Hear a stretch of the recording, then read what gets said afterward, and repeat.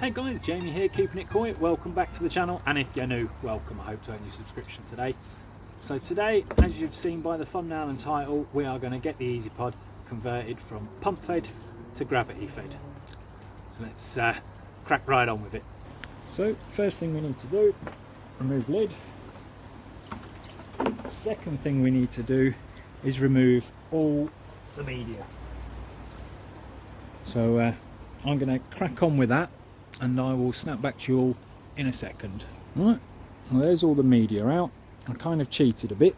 Easy way to get the media out: put down a tarp or some polythene like I've done, tip it upside down, give it a bash, and then just fish out the last few bits, which is what I've done. So next job, you can see on here we've got a screw here and a screw here. That's the same with all three sections. This is the newer type Eazypod, because as you can see over there, it's got the section for the UV ready. I will remove all 6 of those screws and then show you what we do next. So I'm just on the last screw. Little tip guys, when unscrewing this, have a pot ready to go, somewhere to put your screws,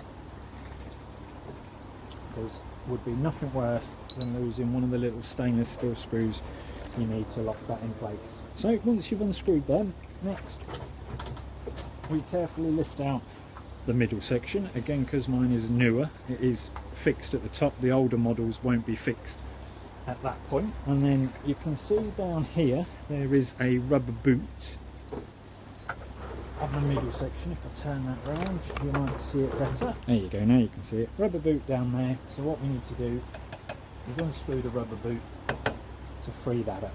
So again, bear with me a second. I'm going to swap screwdrivers and get the rubber boot off. There we go. So I've completely removed the unions from the rubber boot. Now what we're going to do is try and slide it off. It's probably a bit tight at this stage, so give it a good wiggle. There we go. And then the rubber boot should come off. So set that to one side. Now I've set that and my tools to one side. Just need to flip it over for this next part, and we need to flip it upside down like so. You'll then see here in this section we've got 4 screws. They're Allen key screws, so you are going to need a set of Allen keys. We're not unscrewing these 2. These are just to stop the pipe wobbling.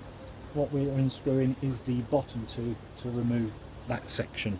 So bear with me and I will snap back to you once I've got that loose. So it is a bit fiddly these, because obviously you can't put the Allen key in the short way as you would normally put an Allen key, and it only just fits in the long way. There we go. You can leave them in there so you don't lose them. Once that's done, this pipe should just slide out. There we go. Now, as you can see, pipe in hand, we have one short section and one long section. Now what we're looking for gravity fed is the long section to stick out the front and the short section to go into the Eazypod. So like that. And if you're converting it the other way, from gravity to pump fed, then you would swap it round and go that way. But we want to be gravity fed, so we put the short section into the Eazypod, and then all we do is do it all back up. So that's the pipe secured back in. Just one thing to remember guys as well, because you're screwing into plastic, don't over tighten the screws. Alright, once that's in, we then flip it back over, and now what we want to do is get the rubber boot back on that. Rubber boot back over that, all the way down over the part of the Eazypod, like it does. And then I'll get the Jubilee clips back on it. There you go, and as you can see there, they are now all tight and secure. So next job, put your overflow cleaning triangle thing back on. Don't know if there is a specific name for it, but fit that in there, and again, using the 6 screws, screw that back in. So we're on the last 2 screws. Again, we're screwing into plastic guys, so just bear in mind we don't want to over tighten it. Just make sure that you find your holes on both sides. You don't want to be creating extra holes in your Eazypod.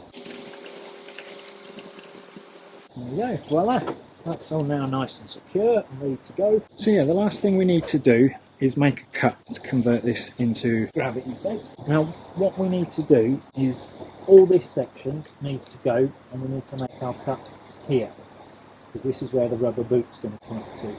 Now you don't want to leave the lip on there, so you don't want to cut it along there, because if you leave the lip, that's going to gather dirt, mank, and can cause you all sorts of problems.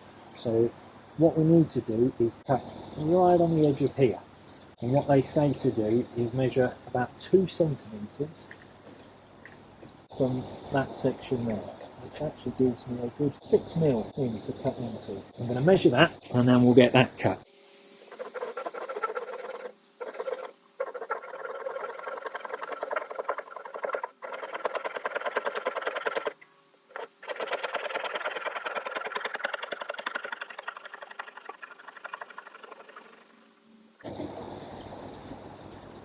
Right, now that's cut, the last thing I want to do is there's a sleeve in here that you don't need for gravity fed. I'll clean this up with a bit of sandpaper, but we've had a relatively straight cut on there. I could have used power tools, but I wanted to get it as straight as possible. So as you saw, I used a fine tooth wood saw. You could also use a hacksaw. But yeah, sometimes these slide out easy, others they don't. But luckily, this being a new one, I've got access from up here as well. So let's see if I can get it out away from up there. Don't lose me, rubber. Oh, there we go. Let's get it out from the top in the end. There was a load of squashed K1 jamming the pipe, and yeah. But the K1's out now. A few of these I'm going to keep separate because they are rather squished where they got squished in the pipe, so I'll keep them separate, get rid of them, put the rest on the pile, and jobs are good. But yeah, pump fed ones, I don't know if they're all the same or whether these are just the new ones, but that's where the water flows in from, that little badly cut section there. It's yeah, not exactly even, not sure if it's meant to be like that, and then there's a couple of slits in the top make it a bit more flexible. But yeah, I just slid mine out from the top, might slide all the way down now, don't know, don't care, it's out. But yeah, you take that out and then you're all ready for gravity fed. So I'm going to get that screwed back on there, because I may well be putting a UV in there, haven't decided yet. And then that's it, we pop the media back in and all good to go. That's the UV section all screwed back into place. So pop my O-ring on, pop my cap on, and screw it on. Voila! And that's it. All I've got to do now is get the media back in there and the job's a good one.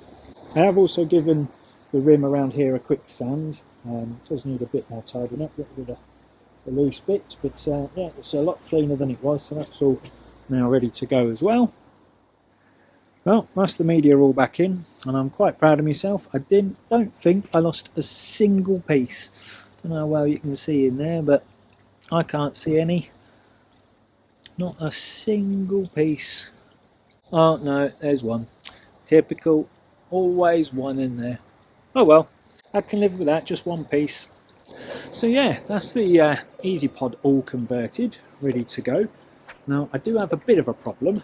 It is 3 o'clock in the afternoon, the sun is just going down behind the houses, as you can probably tell by the light change. And for the last week and a half to 2 weeks, we haven't had a day go above 4 or 5 degrees. And unfortunately, the sealant on the window needs above 5 degrees for it to go off and work. So yeah, don't know how soon I'm going to be able to fit the window. I'm hoping we get a warm day so I don't have to wait until next year. So yeah, I don't know how soon I'm going to be able to get that done. Fingers crossed we get a warmer day, but it's about 3 degrees right now. I mean, you've probably seen during this video the ground is still frozen and we're at the end of the day, so we haven't had enough warmth to even melt the ice on the grass. These guys haven't been fed for quite a while because of how cold it's been. they're all happy and healthy in there. It's gone up a little bit from when I looked when I first got home. I think it was at 2.9-ish. It's hovering around 30 and 31 now, so oh no, there you go, back down to 2.9. Must be a warm spot in there. But yeah, so it's been a bit chilly doing this, but nearly fell over. That'd have been funny for you guys anyway. But yeah, a bit chilly. Yeah, everyone's happy. Let me spin you around and show you these guys.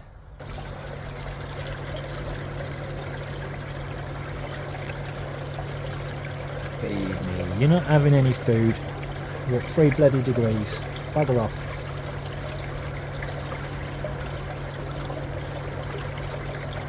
Kahaka though, I'm looking forward to seeing how that develops. I really do.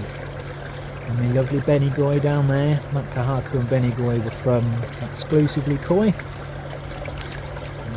And that Suba at the front there, that's a Yoshiki Goy fish. So is the big orange thing behind it. And you've got some absolutely cracking fish in there.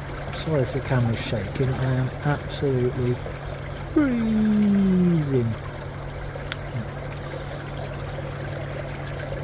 That asagi, got 3 asagis in here like that.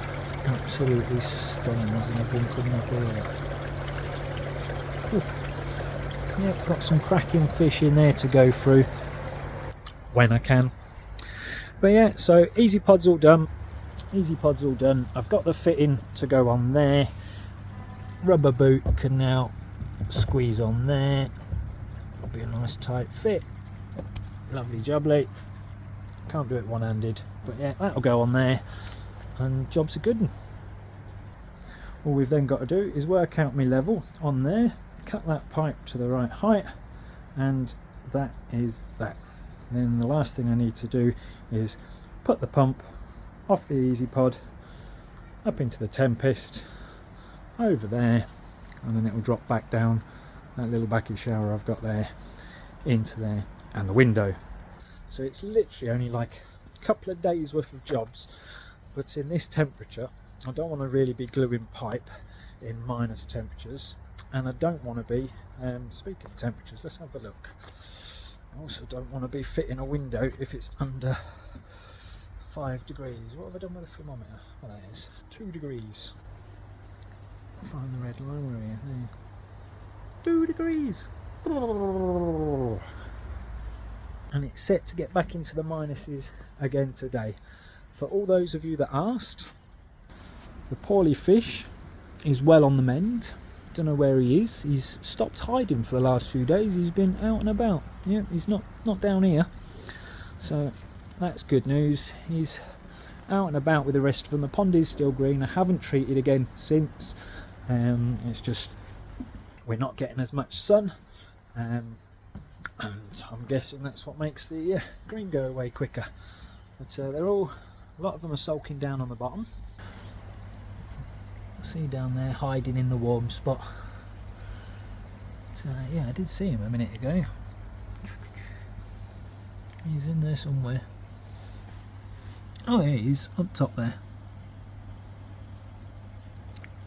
Mooching about. So he's still not happy, but the cotton wool is gone off him now.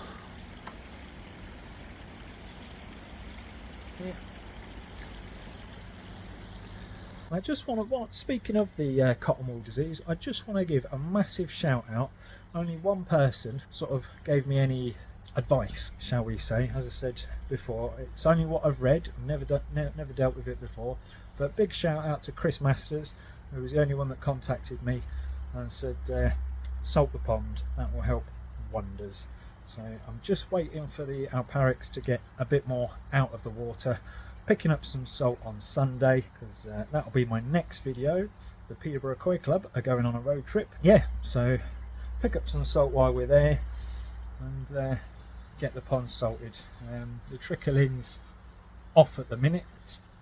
Looking at the level on there, it does need to start to come on, so hopefully we can now get rid of the alparics, get some salt in.